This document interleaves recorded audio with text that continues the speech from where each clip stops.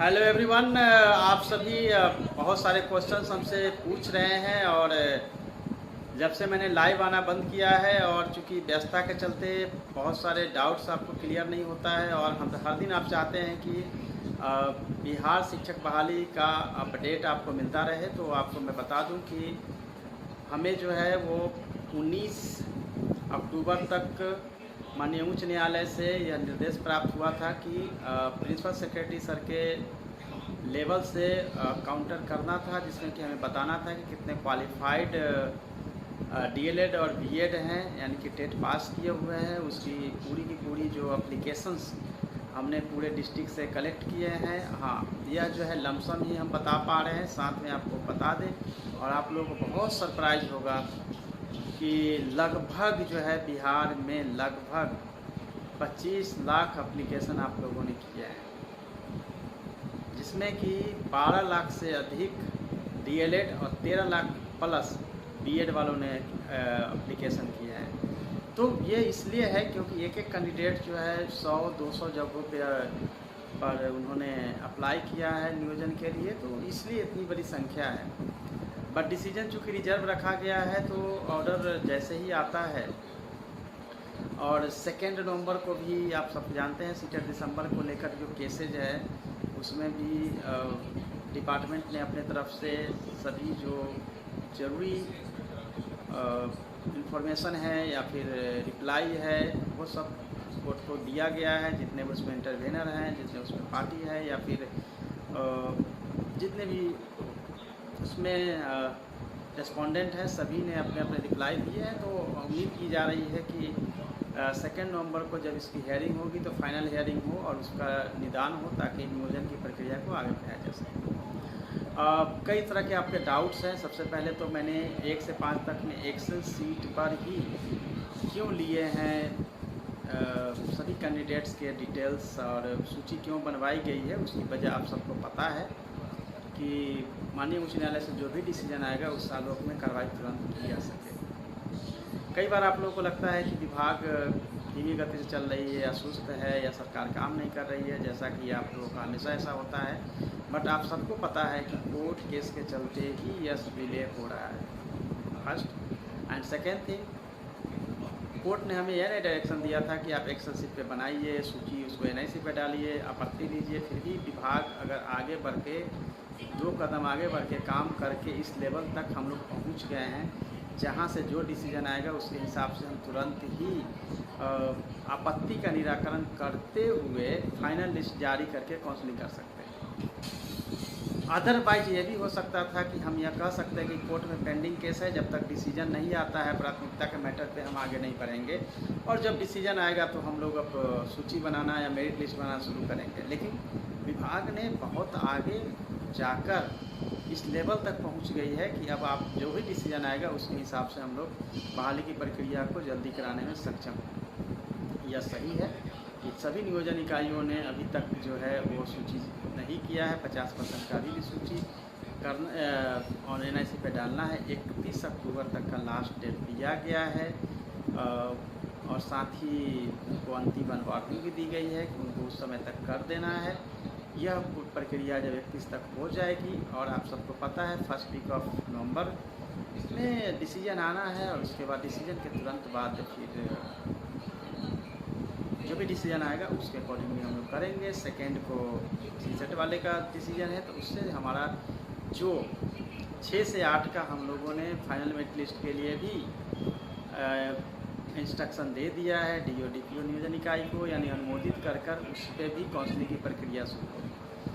तो डेट जो बढ़ाई गई है उसमें जब तक सीटेट दिसंबर के केस को हम पूरा नहीं होता है, जिसमें कि हम लोगों को नियोजन पत्र देने के लिए मना है, तो उसमें भी हम लोगों को बढ़ने में कठिनाई हो रही है कि क्या उनको लेना है या नहीं लेना है। एक बार डिसीजन हो जाता है तो ही हम उसमें काउंसलिंग करा के इमीडिएट उसमें करा सकते हैं, इसलिए उसमें डेट दिया गया 1 से 5 में। आप सबको पता है प्राथमिकता के मुद्दे पे तब तक मेरिट नहीं बन सकती है जब तक ये क्लियर ही नहीं हो कि डीएलएड को प्रार्थना देनी है या नहीं देनी है। तो जब फाइनल मेरिट लिस्ट नहीं बनाई जा सकती है तो डेट को लेकर आप लोगों में जो व्याकुलता है वो नहीं होनी चाहिए कि इसमें कुछ नहीं हो रहा है।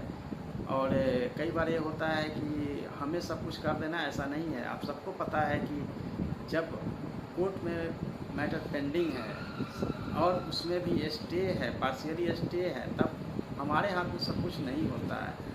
लॉ बाइंडिंग है, हम लोग उसी के हिसाब से काम कर सकते हैं, लेकिन फिर भी विभाग बहुत आगे बढ़कर इस लेवल तक पहुंच गई है, अंतिम पर आप कह सकते हैं जहां अब कोर्ट का डिसीजन भी फाइनल होने को है।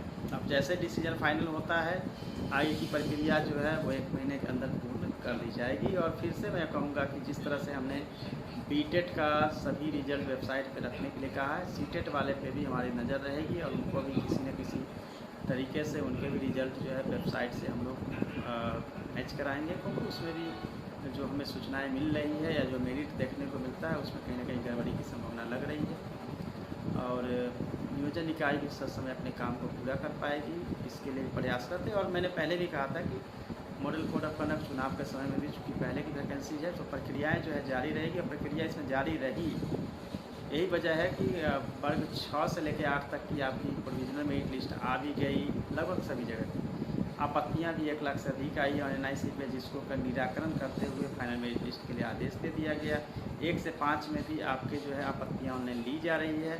हालांकि आप लोगों को दिक्कतें अभी आ रही थी कि SMS पैकेज के ख़त्म होने के चलते OTP नहीं आ रहा था, वो समस्या का निदान कर दिया गया है। आप लोगों को SMS मिलता रहेगा। और चूँकि आप लोगों को समय भी अभी भी आपके पास 15 दिन का समय, जिसमें कि ऑनलाइन आपत्ति दीजिए। और जहाँ भी नियोजन इकाई से नहीं आया है सूची एक्सेल शीट पर, उसको भी हम लोग जो है मॉनिटर कर रहे हैं और जल्दी उस सबको अवेलेबल होगा NIC पे, जहाँ आप नई आपत्ति देंगे।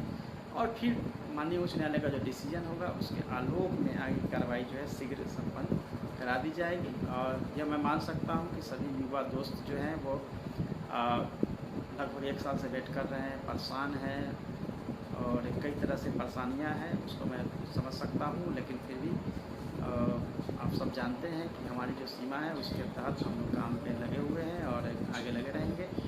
अभी आप लोग जो जिन कॉम्पिटिटिव एग्ज़ाम की तैयारी कर रहे हैं उसमें लगिए, अच्छे से तैयारी करिए। और तैयारी के लिए जितनी भी आपको ज़रूरी मार्गदर्शन की ज़रूरत हो मैं आपको उपलब्ध हूँ, आपको मार्गदर्शन देता रहूँगा।